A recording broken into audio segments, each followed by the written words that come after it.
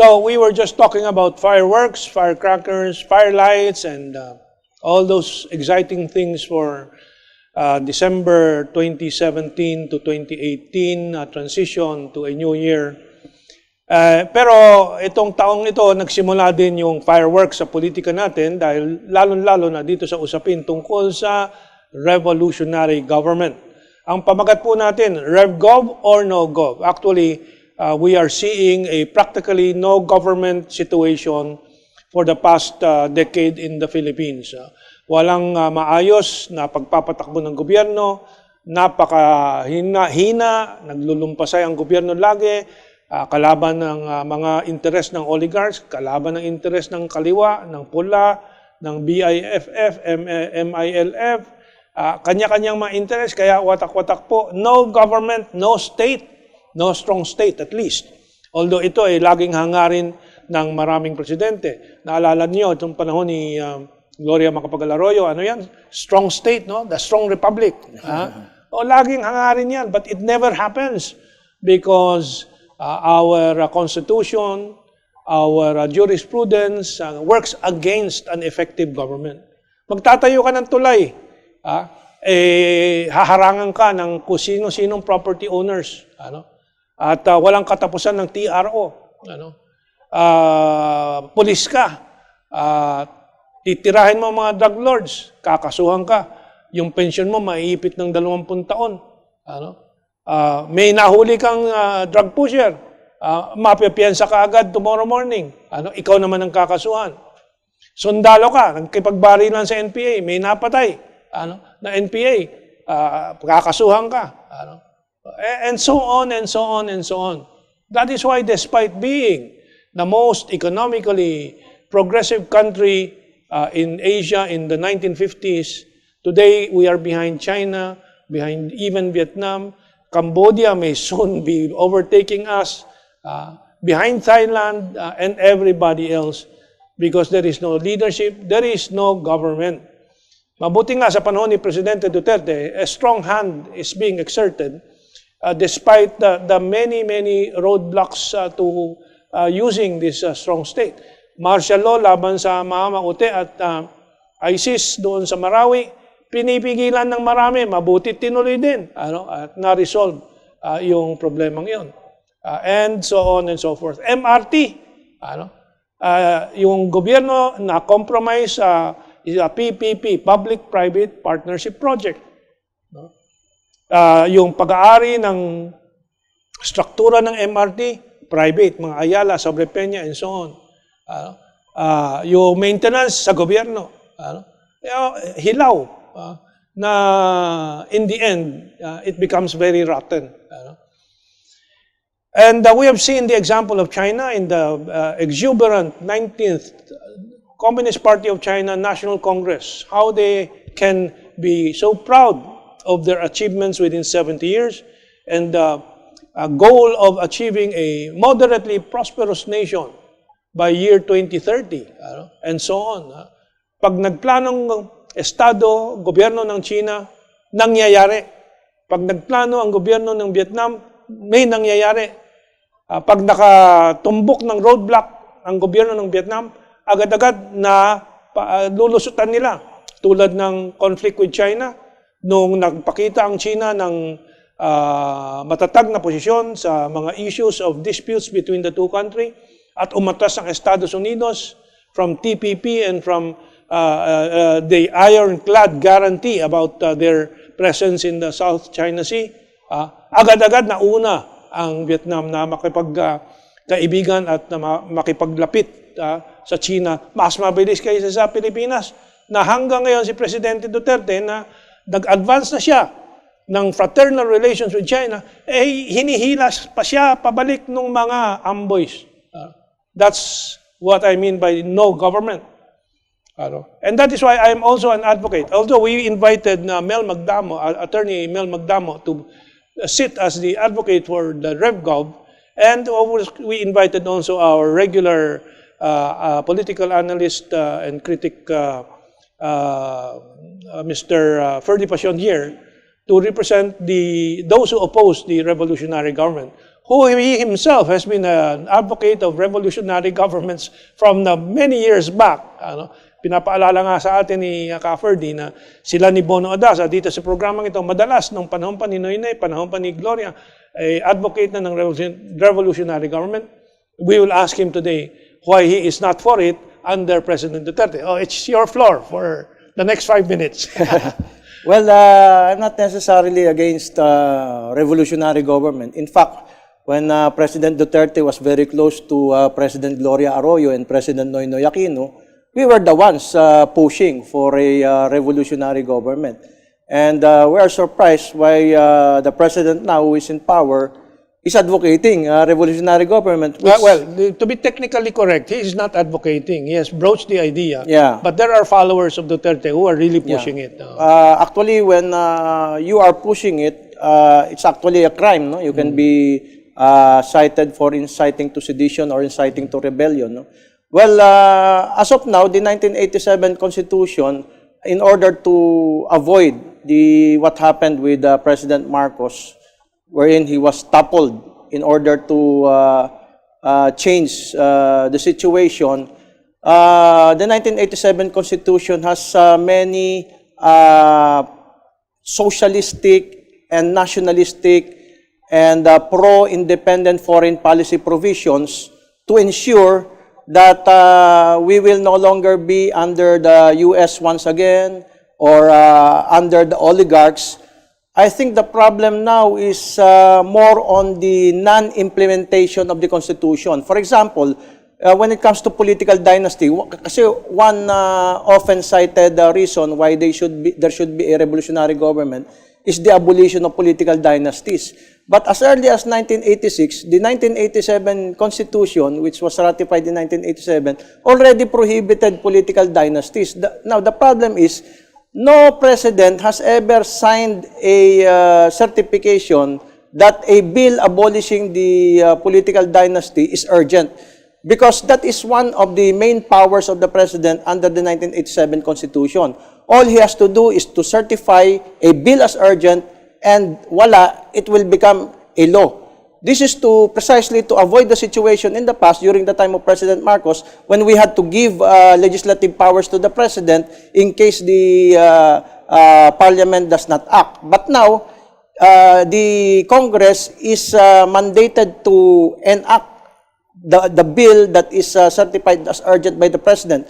Let's go to the pork barrel.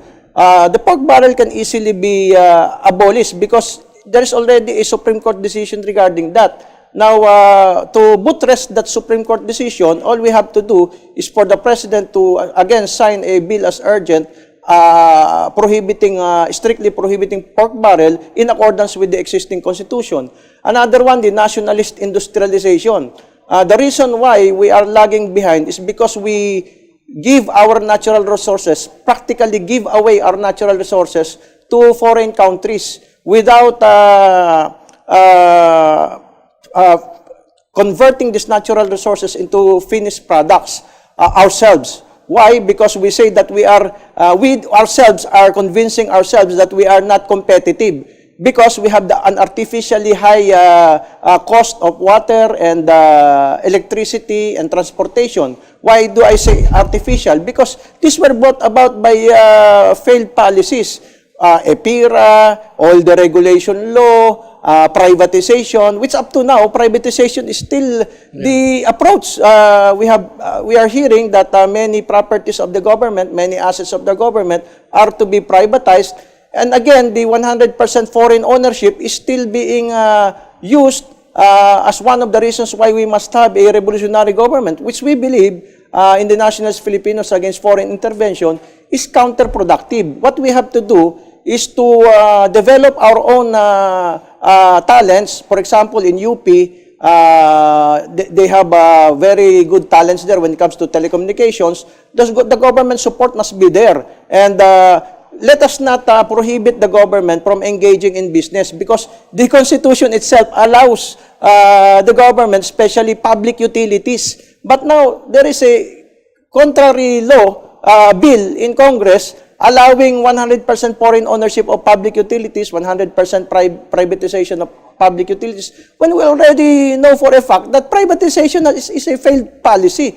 So the problem is, where is this revolutionary government going to? Will it be really revolutionary in such a way that it will stop privatization, it will stop 100% foreign ownership, it will do away with the artificial high prices of electricity, water, transportation, etc., bring back to the government, for example, an oil company, an electricity company, bring back to the government the water company, MRT, LRT, where there is no indication that the revolutionary government will be used for the good of the people and for the good of the country against foreign intervention, against foreign monopoly of our economy. There is a fear that all that we see now is just a continuation of the privatization, the regulation, import liberalization, and 100% foreign ownership of our economy and the growing profits of the oligarchy. So there is a fear that probably a revolutionary government may not be the thing now, because all you have to do is to implement the socialistic policies in the present constitution. Free education. The Congress advocated free education through a law. But it's the executive department that is trying to prevent it and putting so many roadblocks against free collegiate education. But the education is not only free for collegiate, but also for the entire, if you read the Constitution. So, where is the revolutionary spirit behind this? Because the fear is the consumers, the workers, might be, the revolutionary government might be used against the consumers and the workers to favor the big corporations. Yes. Okay, now I think I've given you more than 5 minutes.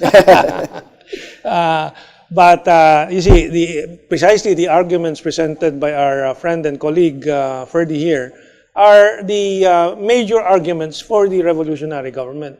You talk about the dynasty problem and so on. How could you expect that to be effectively implemented with Congress and Senate in control, controlled by the very families that is interested in maintaining their dynasties?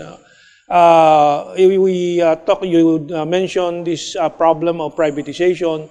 Well, the oligarchs have always been in control of the economy, except during the time of Marcos, which was a revolutionary period, and so on and so forth.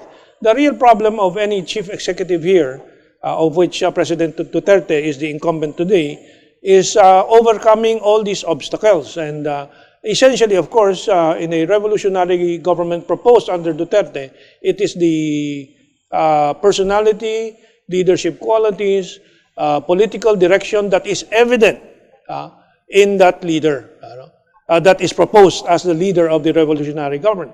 However, of course, a revolutionary government can be proposed without the president as the head. That is when sedition can be declared by the president and the political order that is incumbent.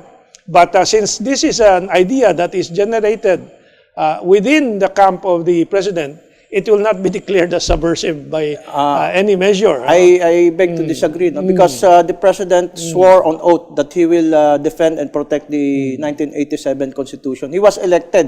He is not a president like Cory, who is a product of a revolution. He is elected, and as I said, all it takes is political will.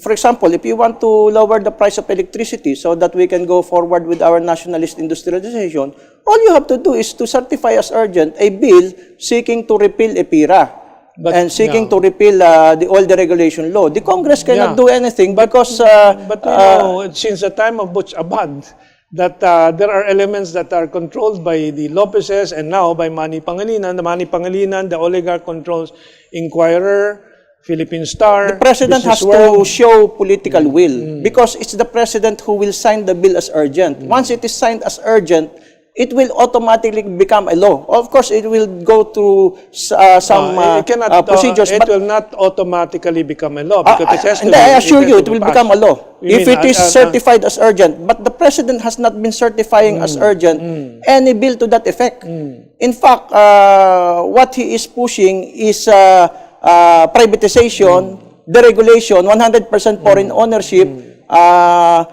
The Executive Department even went against the free collegiate education, criticizing the senators and the congressmen for proposing that when in fact it is in the Constitution. So what we are saying here is, before you declare a revolutionary government, which we have studied, Bono Adasa and myself for a long time, you have to show to the people that you are going to use that revolutionary government for the good of the people. Otherwise, there will be trepidation, there will be fear that the government will just be controlled by the oligarchs, and it will be used to stifle dissent or to arrest the consumers, the workers who are fighting against the oligarchs.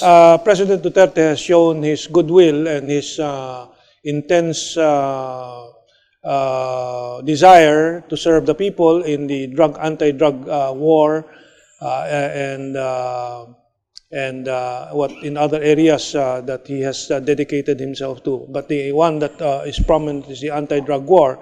And if you, of course, counter that this is can be put into dispute, well, the popular surveys, which we cannot completely rely on, but still the only indicator that is available, shows there is general support for this anti-drug war. For the moment, I lose the other point I want to make, but it'll come back. So, President Duterte's popularity also is very high, generally. But of course, there are problems like high prices and so on. And then the different approaches to solving the national problems. You mentioned some of them, privatization and so on, 100% foreign There's ownership. a bill now in Congress being pushed by Malacanang to transfer the tax burden from the rich to the poor, and that is called the TRAIN, T-R-A-I-N. And there's another bill changing the definition of public utilities so that the oligarchs and the foreigners will control more in control of our public utilities. While I disagree with some of these policies, the alternatives are a matter of judgment.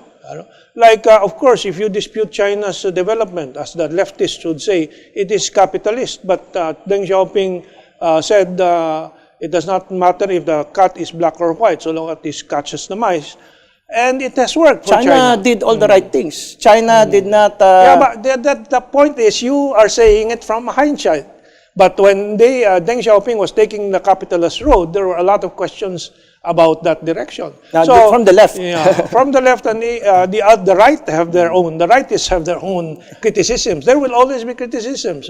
But in the meantime, for me, the one who has shown the good intentions should be given the free hand. And if he fails in some, he succeeds in some. That's the way history goes. Mao Zedong succeeded in some, failed in some. Deng Xiaoping succeeded in some, and is creating a gap between the rich and the poor. Now, Xi Jinping has to solve that problem. But you must have somebody in authority who can implement programs, not the way it is going right now. You're stuck with problems with the MRT. You cannot rescind the contract with the private I beg to owners. disagree. It can be rescinded because it is highly disadvantageous to the government and disadvantageous to the Filipino people and the taxpayers. It can be rescinded until it goes to the court. All it takes is a political will, because then if he exercises the political will, then that's the revolutionary government. No, let them go to the court. In the meantime, that it's not being no judgment is being given by the court. The executive, with his tremendous powers, can do anything that he wants. That is already exercising a revolutionary government power. those are constitutional powers provided under the existing constitution. Because if you abolish the constitution, if you abolish the judiciary and the Congress, we will be the laughing stock of the world. Even North Korea and China and Cuba has tripartite system of government, the judiciary, the Congress, and the executive. We will be the only country in the world which has a one-man rule. And why should the president abandon his legal term for 6 years, ensured and recognized by the international community, and become an illegitimate president that will bring about destabilization and anybody can grab power from him? That's also one of my fears, because we have to ensure that the president will stay in power at least for another 5 years, so that he will be able to do everything he wants to do using the tremendous powers of the 1987 Constitution. 2 points. First point, the Constitution can be used this way or that way. As Bono Adasa argues, you can have a constitutional transition government, which other lawyers, of course, disagree in his interpretation. So, a revolutionary government will interpret the Constitution the way it needs in order to justify its stay in power. Of course, it is beyond the Constitution. A revolutionary government, an act towards that, is a political act. Automatically abolishes the Constitution. A revolutionary government, that's why I cited Bono. Bono's view is you do not. That's his formula. All I'm trying to point out is you have an interpretation. But in the end, it's a political act. You can justify it by the Constitution. The opposition and those critics will, of course, use the Constitution to lambast the incumbent, but that's part of the political game. No, I do not want the president to be ousted. Number one, he's already in power. He already has tremendous powers. Whatever he wants, he can do. If he becomes a de facto president, it will be easy to oust him. We've had 5 presidents since EDSA 1. Cory, Maramos, Erap, Gloria, Noynoy, and he is now the 6th, Duterte. Do you think they had the powers? That's why things did not change. They did have the powers, but they did not sign a single bill seeking to protect the government, the people, and the poor. Well, they did not sign any bill as certified as, they did not certify as urgent any bill. Why don't you use your existing powers? Because they are in cahoots with the powers that I will just cite the example of President Erap, who tried to vanquish and demolish the MILF. And there we saw the combination of the Americans, the Catholic Church, the leftists, the communists, and so on, all combined, including the traditional opposition, meaning Cory Aquino and the Yellows, all combined to oust him successfully. You see, that's the problem. Is it a guarantee that Duterte will be deposed if he declares a constitutional government or a revolutionary government, or will it strengthen his hand to change society? Legally, it will be very dangerous, because number one, it will affect the economy. If we have a revolutionary government, automatically the credit rating of the Philippines this will is go where down. I have several images there. Number one, can you show the image of Tiglau's article? Thailand has had a revolutionary government since 2014. No problem. That is Ituloy natin na yung images. The New York Times reported, voters in Thailand endorse military's proposed constitution. This is dated 2016, I think, last year only. So, overwhelming support for the constitutional government. Reuters, the years after, can you read that? It's a bit small for me. But it's embedded now in the life of the Thai. The problem is, there is a wrong interpretation. Final image, then I'll give you the last 30 seconds. Thailand sees strong growth next year as GDP beats forecasts. Okay, so that is an actual experience. In Thailand, that is not a revolutionary government. Because in their constitution, they have a so-called constitutional court. And you know what the military did? They did not take over. They used the constitutional means to oust so it's not a revolutionary government. That's why their economy was not affected. If we become a one-man government without any judiciary, without any Congress, we will be the laughing stock of the world. Okay. We will be worse than North Korea. And there will be no stability. The president's stay in power might be adversely affected. We've run out of time. So you heard, and I gave him the last word. Okay? So kayong magpasiya. Ano bang mas mahusay in the coming years? A revolutionary government under President Duterte, or what we have, I think, today, no government. Okay, maraming salamat. And this is in the spirit of a healthy debate, but we will wait for your judgment, our people of the Republic.